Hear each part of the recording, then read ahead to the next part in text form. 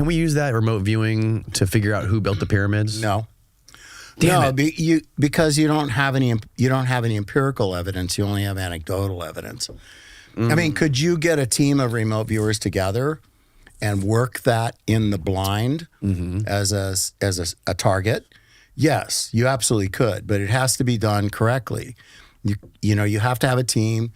They have to be isolated or insulated from the target or the target data or the purpose of the target, and they just get a limited target briefing. And so in the blind, either CRV or ERV, they do their work. They capture their sketches, so they have verbal, visual, sensory data that they perceive. And they can have, in a good session with a trained viewer, they can have upwards, if they go all the way through stage 6, they can have 45 to 65 pages of data. Wow. And so they can have several hundred or exceed, pushing 2,000 data points. And then the process is trying to take the data points of all the viewers and see how those cluster together, because what you're trying to get is you're trying to get patterns established. You're going to see clusters of data that match, and then you're going to see highs and lows and outliers that they're still counted as data, but you give them less statistical significance. And when you put that picture together, then there has to be a program manager, which is typically me these days, sitting down and assembling the data to create the picture. So when you see what we're doing on History Channel, on Beyond Skinwalker, you're now seeing what are called enhanced aggregate sketches and all those kinds of things, because we're taking the sketches and the components that are coming from all the viewers, and the producers are looking at it with me and going, yeah, this, and yeah, like we want that, and this one is meaningful to us. Because let's face it, not everybody is a good artist, even as a remote viewer. Some are far better than others. And it's always the ones that are good sketch artists that, people perk up and look at. But having been a guy that's taught so many people for so many years, I look at them all and see value in all of them. And I don't care if somebody is able to draw a very elaborate, box, and somebody else can barely draw a square. I mean, to me, as an evaluator, an analyst in that respect, they work. But now what we're doing, so that we don't have individual viewers laying claim to what shows up on air, because that is not what I want done. I don't want that, and they do that. So if they see the show airs, they're firing up the social media and going, right here at 16:29, that's my sketch. It was a group effort. It was a team of 70 viewers or a team of 35 viewers, and everybody provides valuable input. So it's important just to understand how we're doing and what we're doing it, and understand that with that, we can give a lot of really good information. And in this case, with Beyond Skinwalker Ranch, it ends up being information that they really like, because it gives them an answer, even if it's if it's an anecdotal answer or a team-derived answer or a visual, because they have so many unknowns there when they're doing this research. Like, why is that happening? I don't understand that.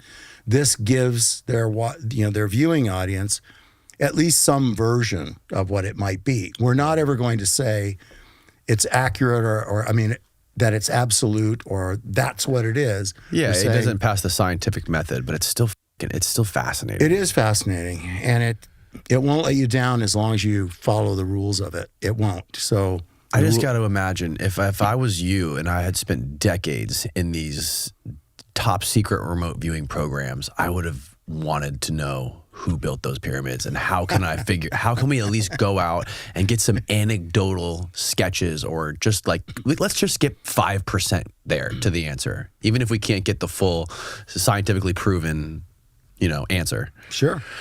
How would we do that if we wanted to?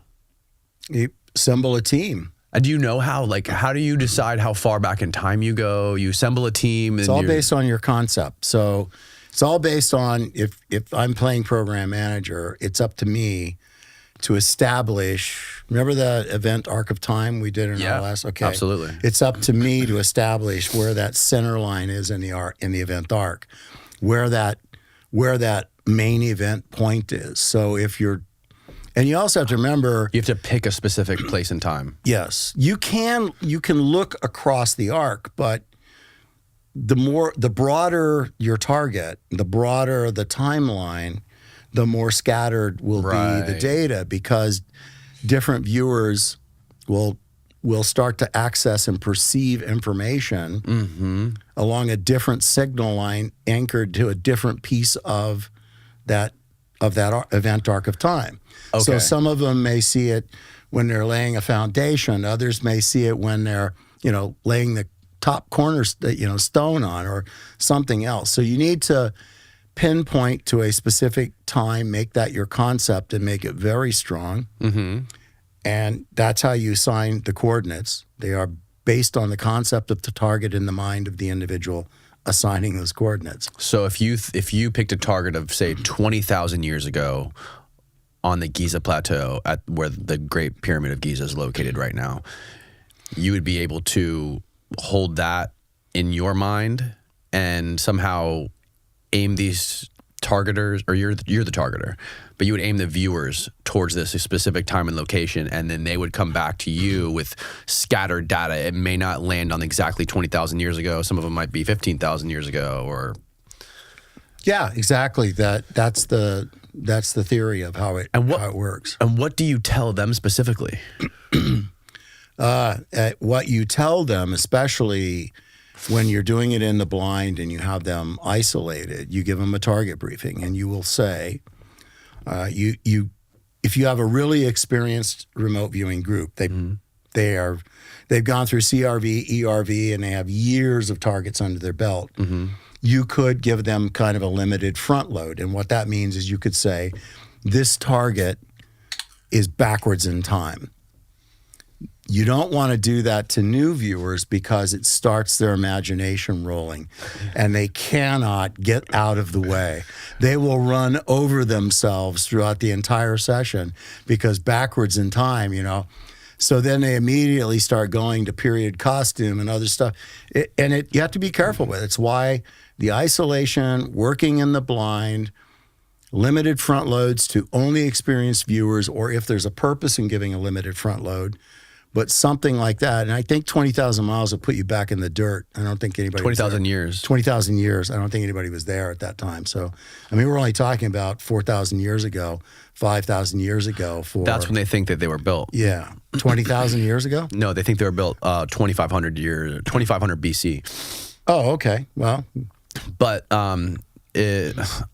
I don't know how that's what deep you've dove into it, but I've had people 4,500 years ago. So that's like the academic accepted Egyptologist theory on it. But we don't have any evidence. The only tools that we have evidence for 2,500 BC is stone chisels and pounding stones. So there's another hypothesis that a lot of really smart archaeologists and historians and researchers have come up with, that those things are far older, and they existed before 12,900 years ago, when there was a cataclysm, either a solar event or a comet event, where there was a series of comets that hit the Earth and wiped out most of civilization. more likely the comet. And then the idea is there was a far more advanced civilization here, more than 13,000 years ago, that was responsible for all the megaliths that are built. And that comet cataclysm, which is called the Younger Dryas hypothesis, wiped out that advanced civilization and kind of like hit the reset button on civilization, and then basically sent us back to the Stone Age. And then you have like the Egyptians that were there writing hieroglyphs on these massive megaliths. And those hieroglyphs, they're not perfect. They look like they're carved with copper chisels. Like, it looks like toddler's work compared to these perfectly symmetrical 100-ton granite blocks that exist. So a lot of people are hypothesizing that those pyramids were way, way earlier than 2,500 BC. So that's why I'm so fascinated by the idea of remote viewing back there, because I want to see what the fuck was going on. So then just picture the intricacies and how that experiment has to be set up. You have to start at a fixed point in time, right? And see what the viewers produce around that point in time, and probably work several episodes, several targets on that, looking for patterning of data, repeat data, etc. The viewers aren't told anything. They just work the target again and again, and you can assign different coordinates to the target. But you're doing it all around a fixed period of time. You're trying to develop the most significant, portrait of what is there based on their verbal and visually sensory data that they pull out, the emotional data, intangible data, all of those things that they are going to pull out, and as well as colors and temperatures and textures and tastes and sounds and smells, energetics, the dimensionals. You're looking for simple contour sketches. You're looking for textural sketches. And as it goes on, it becomes more elaborate, and they start to get more detailed. Now they're going into stage 3, and it's getting more elaborate. They're starting to be perspective. Those that can, you end up with foreshortening and all kinds of other things in the sketches. And by the time you get to stage 6, now it's geospatial sketching. Now what they're doing is pulling together everything that they have detected, decoded, and objectified from a visual perspective, and a verbal sensory data that supports the visual, and visuals that support the verbals, and they start to assemble a big picture. And after you did, 3, and I suggest 3 because then you have some statistical relevance by having that kind of sampling from that group, and you're doing it 3 times at the same target, but you're changing the coordinate of the target, but the intention of the target stays the same. That will probably sound confusing to you, but just trust me. You're sending them back into the same swimming pool, so to speak, but you're basically putting them in, telling them to get in different places. Interesting. And what they would come out with then paints a picture, albeit anecdotal.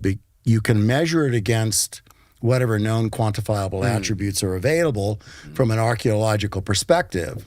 And then you would have to give them some time to shake it off, and then your experiment continues. Now you may want to go back 1,000 years. So the intention of the next target series is back 1,000 years. Same place, back 1,000 years. Now, theoretically, and having done it, it'll not to the degree we're talking here, but it would get back, you would go sliding back incrementally to the point where it wasn't there anymore, right? Right. You get to the place where it doesn't exist, or you get to the place, you're trying to find the edge, the edge in the time arc where the construction begins. It's like you're blindfolded, like trying to feel around the room to figure out what's where. Yeah, except you're seeing with non-physical eyes. You're perceiving. They perceive textures, and it all depends on their modalities of perception. There are a number of modalities of perception. You can be tactile, you can be auditory, gustatory, you can be visual. There are a bunch of different things that are in there that they can be, and they all determine. They start to find out in their very first CRV class what their primary modalities of perception are and what their non-primary modalities of perception. For example, I'm a visual audio, so I can see elements of the target. It's like looking at it like through broken green glass is the best way to describe it. Like Minority Report. Exactly, like a Minority Report. This was exactly what I was going to say. That's the best remote viewing movie that there ever was. Unintentionally, or do you think they knew? Well, I don't know. I have no idea, but they had 3 precogs. So what's the first rule, in remote viewing, or second rule? Right? You never trust the results of a single remote viewer operating independently of other remote viewers. Meaning you have to be a team. If you're trying to use one person, nobody is accurate all the time. So then you have no way of knowing, unless you're trying to calibrate them and track them over time and know on calibration targets, like test targets.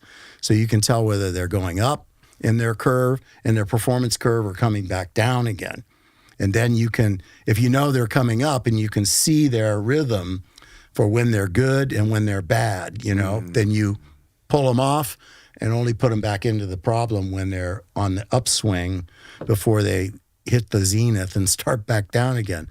Everybody does that. Every aspect of your life can be looked at in that way. Nobody has the same thing, the same performance, the same cognitive skills, the same levels of emotion, perception. Nobody does in everything that we do, whether it's driving to work in the same road, in the same car every day. Some days you are better than you are other days, right? Yes. It's true in anything that we do. Yeah. It's absolutely true in the performance of remote viewers.